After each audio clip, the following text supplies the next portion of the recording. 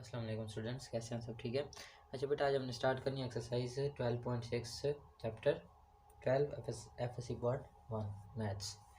तो अगर आपको हमारी वीडियो से वैल्यूज़ मिलती है तो हमारे चैनल को सब्सक्राइब करिए, वीडियो को लाइक किया करें, दूसरों में दोस्तों में शेयर भी किया करें। तो क्वेश्चन नंबर 1 है आपके पास, a is equal to 7, b is equal to 7, c is equal to 9। तो ट्रायंगल को सॉल्व करना है, तीनों साइड्स गिवन है और एंगल एक भी नहीं गिवन, तो एंगल फाइंड करना पड़ेगा हमें। ठीक है, एंगल फाइंड करना है तो हम क्या करेंगे, हमारे पास एक फार्मूला होता है, हमारे पास फार्मूला होता है काज का। काज के हाफ एंगल का फार्मूला होता है cos alpha by 2 is equal to आपके पास होता है एस। अच्छा ये देखें, सम, सबसे पहले सम S is equal to some, इन सारी साइडों का सम डिवाइडेड बाई 2 कर देना। ये फार्मूला होता है सम एस फाइंड करने का। A plus B plus C divided by 2, A 7 है, बी 7 है, 9 सी है, डिवाइडेड बाई 2, तो मैंने इसको डिवाइड किया, मेरे पास एस आ गया। अब फार्मूला होता है कि हाफ एंगल का अल्फा बाई 2 के साथ S into S minus A angle alpha के साथ एसोसिएट होता है ना। ठीक है, तो ए ओवर, अब ए यहाँ पे आ गया, बचा क्या, बी सी बचा, वो बी सी आ जाएगा नीचे। इस तरह आपके पास नेक्स्ट आ जाएगा काज alpha by sorry beta by two is equal हो जाएगा एस इंटू एस माइनस, यहाँ पे बीटा है, बीटा के साथ क्या एसोसिएट होगा, बी, तो S minus B divided by, यहाँ पे बी तो हो गया, क्या बचा, ए और सी बचा हमारे पास। इसी तरह काज गैमा बाई 2, गैमा बचा था ना, अंडर रूट, वो किसके इक्वल होगा, एस इंटू गैमा किसके साथ एसोसिएट होता है, सी के साथ, तो S minus C divided by C तो हो गया, क्या बचा, ए भी बचा, तो ए भी यहाँ पे आ जाएगा। ठीक है, अब ये वैल्यूज यहाँ पे पुट कर देनी है, तो आपके पास आ जाएगा यहाँ से cos alpha by 2 is equal to S किसकी इक्वल है बेटा आपके पास 11.5, यहाँ पे 11.5 माइनस ए की वैल्यू आपके पास है 7, तो 7 पुट कर दें divided by B C, B आपके पास है 7 मल्टीप्लाई बाय सी आपके पास है 9। इसी तरह cos beta by 2 is equal to S आपके पास किसकी इक्वल है 11.5 इंटू 11.5 माइनस बी आपके पास किसकी इक्वल है 7 डिवाइडेड बाय ए सी, ए किसकी इक्वल है 7 के और सी किसकी इक्वल है 9 के। ठीक है, तो नेक्स्ट आपके पास आ जाएगा काज गैमा बाई 2, वो इक्वल आ जाएगा आपके पास 11.5 है सी एस इंटू 11.5 माइनस सी किसकी इक्वल है 9 के डिवाइडेड बाय ए बी आपके पास है, ए है 7 के इक्वल और बी भी है आपके पास 7 के equal.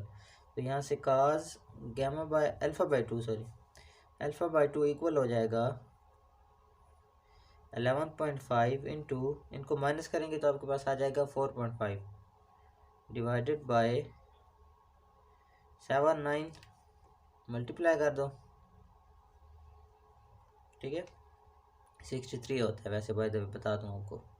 Cause beta by 2 is equal to 11.5 into, यहाँ आपके पास आ जाएगा 4.5, इनको माइनस किया ना, तो ये आ जाएगा आपके पास 63 लिख दो, ये 7.7 मल्टीप्लाई बाई 9 लिख दो, कोई इशू नहीं है। ठीक है, नेक्स्ट है आपके पास cos gamma by 2 is equal to 11.5, अंदर क्या आ जाएगा, इनको माइनस करो, 11.5 में से 9 माइनस करेंगे तो आपके पास क्या आ जाएगा 2.5, क्या आ जाएगा 2.5 डिवाइडेड बाय 7 7 का 49 होता है, ये लिखना है तो ये लिख दो, 7 मल्टीप्लाई बाई 7 लिखना तो ये लिख दो, इशू नहीं है, 79 भी लिख सकते हो, 49। ठीक है, अब मैंने क्या करना है, cos alpha by 2 is equal to, इस पूरी वैल्यू को सॉल्व करो, इसका स्क्वायर रूट ले लो। ठीक है, इस पूरी वैल्यू सॉल्व करो, उसका स्क्वायर रूट लो, कैलकुलेटर का यूज़ करो ना, तो आपके पास आ जाएगा 0.9063। ठीक है, इस तरह ये भी यही वैल्यू आ जाएगी 0.9063। इस तरह ये भी आ जाएगा आपके पास 0 पॉइंट, इसको सिंप्लीफाई करो ना, 0.7659। अब यहाँ से काज को दूसरी साइड पे ले आओ, काज सॉरी यहाँ जाएगा आपके पास alpha by 2 is equal to cos, इस साइड पे आके इन्वर्स हो जाएगा 0.09।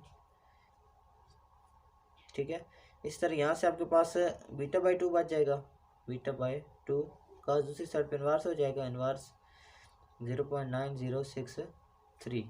इस तरह यहाँ पे गामा बाई 2 बच जाएगा और यहाँ पे काज इनवर्स 0.7659।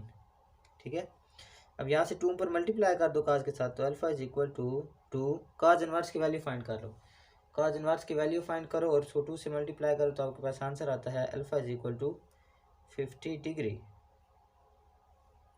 ठीक है, तो बीटा भी आपके पास इस तरह 2 इधर ले जाओ, इधर मल्टीप्लाई कर दो इसके साथ। ठीक है, यहीं पे स्टेप कर देता हूँ एक मैं, यहाँ से 2 खत्म किया, यहाँ पे ऊपर मल्टीप्लाई कर दिया, यहाँ से भी 2 खत्म किया, ऊपर यहाँ पे मल्टीप्लाई कर दिया।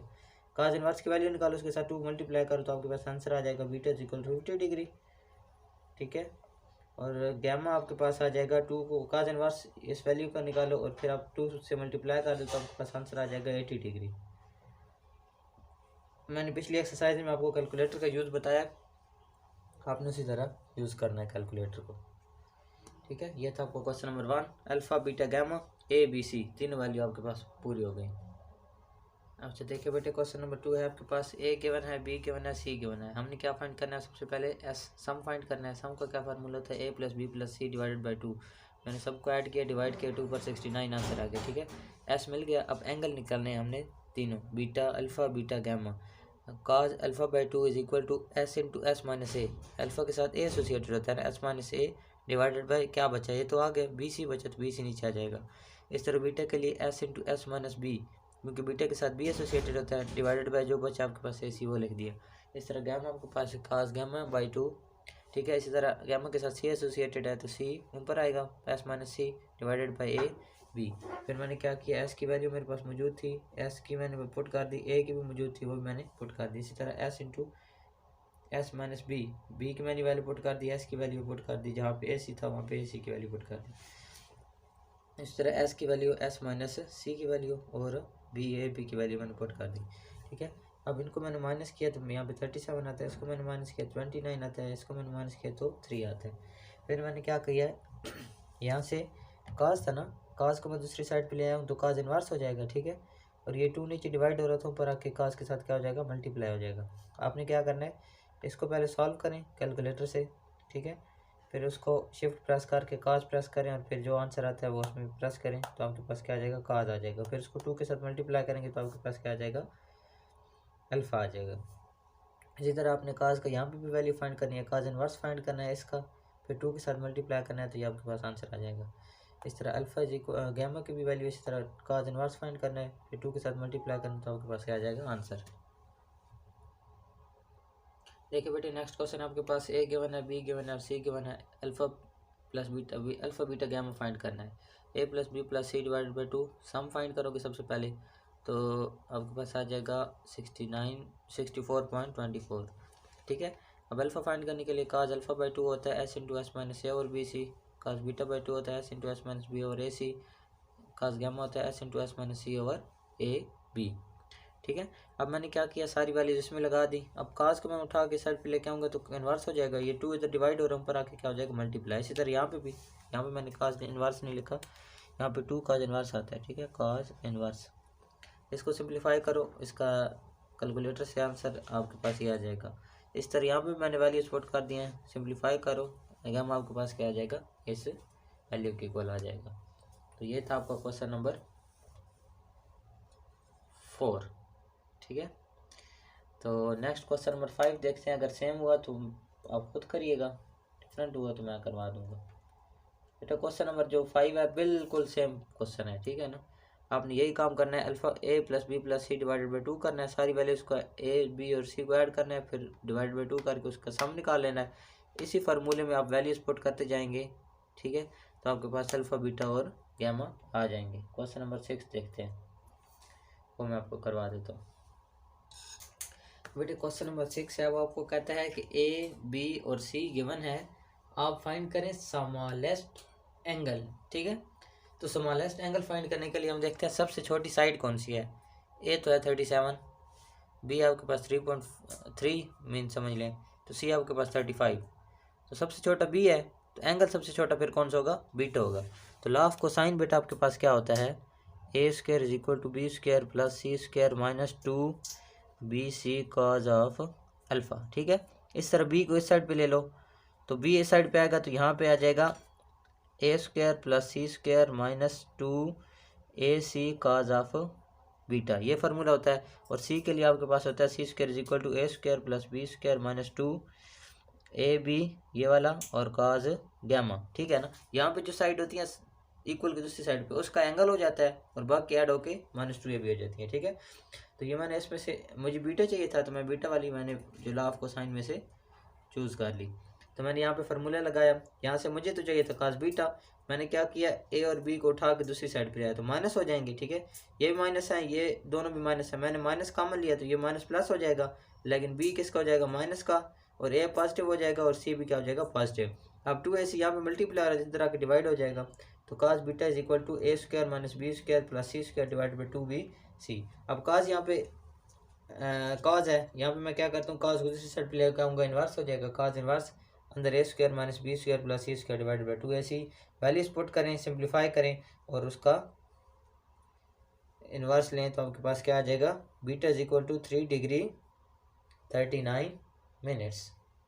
आई होप कि आप लोगों को समझ आ गई होगी। लॉ ऑफ कोसाइन याद करें तो आपको पता चल जाएगा, आसान है बहुत ज़्यादा, ठीक है। A square is equal to B square plus C square minus 2, यहाँ पे जो दो साइड हैं B C cos of alpha, कौन सा जो इस साइड पे ए है इसका एंगल। अच्छा, नेक्स्ट क्वेश्चन आपके पास ए बी और सी गिवन है, वो आपको कहते हैं कि आप क्या फाइंड ग्रेटेस्ट एंगल फाइंड करें। तो ग्रेटेस्ट एंगल में सबसे पहले देखेंगे ग्रेटेस्ट साइड कौन सी है, ए है बी है या सी है। सी ग्रेटेस्ट साइड है तो गामा एंगल हमने फाइंड करना है, ठीक है। अब गामा एंगल फाइंड करना है तो हमारे पास फार्मूला क्या होगा लॉ ऑफ कोसाइन का, C square is equal to gamma है ना, गामा के साथ क्या एसोसिएट होता है C, B square plus A square minus 2ab cos of gamma, ठीक है। आपको कॉज गामा को इधर ही रहने दो, ठीक है, 2 cos गामा को minus 2ab cos gamma minus 2ab cos of gamma इधर ही रहने दो। ये ए स्क्वायर बी स्क्वायर उठा के दूसरी साइड ले जाओ, सी स्क्वायर ये स्क्वायर इधर आके माइनस का स्क्वायर आ जाएगा, माइनस का बी स्क्वायर, ठीक है। यहाँ पे माइनस कॉमन लो तो 2ab cos of gamma is equal to C square minus का हो जाएगा, ये प्लस का ए स्क्वायर हो जाएगा, ये प्लस का बी स्क्वायर हो जाएगा, ठीक है।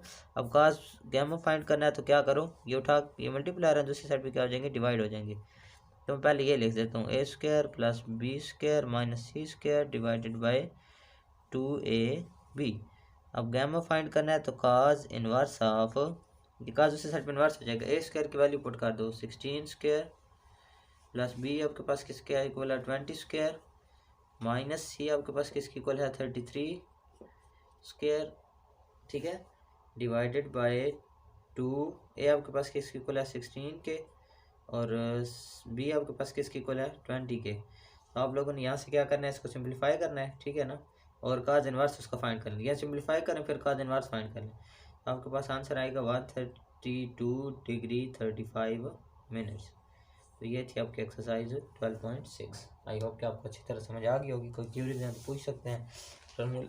फार्मूलाज याद करें, cos के हाफ एंगल के फार्मूलाज यूज़ होते हैं यहाँ पे, ठीक है, और लॉ ऑफ कोसाइन यूज़ होता है एक्सरसाइज 6 में, ठीक है ना।